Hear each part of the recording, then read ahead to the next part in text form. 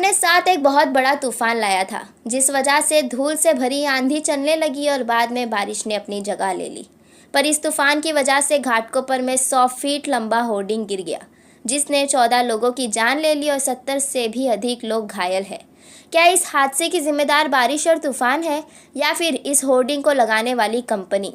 कई जगहों पर इसे इलीगल बताया जा रहा है, पर क्या ये सब कोई बड़ा हादसा होने के बाद ही सामने आता है? खैर, लोग तो अपने अपने एलिगेशंस लगाने में ही बिजी है कि ये ज़मीन सेंट्रल रेलवे की नहीं बल्कि राजकीय रेलवे पुलिस की है, वगैरह वगैरह। पर क्या इससे ये सवाल नहीं उठेगा कि इस हादसे का जिम्मेदार कौन है? कौन करेगा मरने वालों की, घायलों की भरपाई? खैर, मुंबई पुलिस ने होर्डिंग गिरने के बाद ईगो मीडिया कंपनी के मालिक और अन्य के खिलाफ मामला दर्ज किया है और जांच जारी है। सर, हिंदी में जानना चाहेंगे कि आज जिस प्रकार से दुर्घटना के बाद क्या कड़े कदम जो उठा रही है गवर्नमेंट? देखिए, एक प्रकार से ये बहुत ही दुर्दैवी इस प्रकार की घटना है, जिसमें बड़ा होर्डिंग यहाँ पर पेट्रोल पंप पर गिरा और नीचे जो गाड़ियां थी वो गाड़ियां उसमें ट्रैप हुई। कई लोगों को अभी बाहर निकाला जा चुका है और कुछ डेथ्स भी इसमें हुई है। लोग अभी भी अंदर होने की संभावना है। उस संभावना के चलते बहुत ही केयरफुली रेस्क्यू ऑपरेशन चल रहा है, क्योंकि यहाँ पर काट कर रेस्क्यू करना पड़ता है और पेट्रोल पंप है, इसलिए एक बड़ी रिस्क है। इसलिए उसको बहुत सावधानी के साथ जो फायर ब्रिगेड और बाकी सारा विभाग है यहाँ का, वो उसको रेस्क्यू ऑपरेशन को अंजाम दे रहा है। और जब तक आखिरी व्यक्ति को बाहर नहीं निकालते तब तक ये रेस्क्यू ऑपरेशन यहाँ पर चलेगा। मूल रूप से जिस प्रकार का ये होर्डिंग था और उसमें किस प्रकार की परमिशन उन्होंने ली थी कि नहीं ली थी, ये सारी चीजों की अब जांच होगी।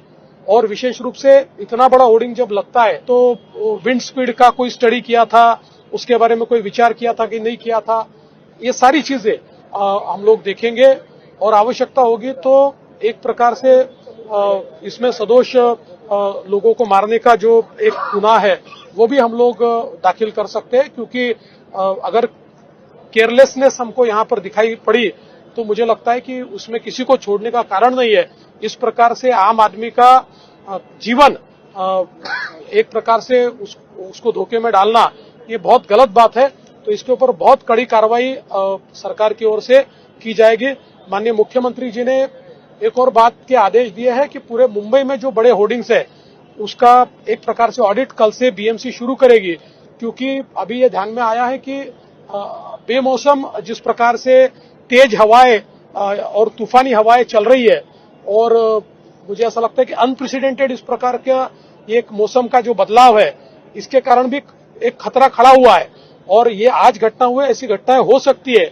इसके मद्देनजर इस प्रकार का खतरा कहाँ है उसको ढूंढकर उसको उससे पहले मिटिगेट करना, ये भी एक प्राथमिकता हमारी होगी। हम उसका प्रयास करेंगे। वहीं दूसरी तरफ वडाला ईस्ट में भी तेज हवाओं के दौरान कंस्ट्रक्शन साइट पर मेटल पार्किंग टावर सड़क पर गिर गया, जिस वजह से 3 लोग घायल हुए हैं। इतनी लापरवाही से इस मेटल पार्किंग को खड़ा किया गया था कि आंधी तूफान से सड़क पर ही गिर पड़ा।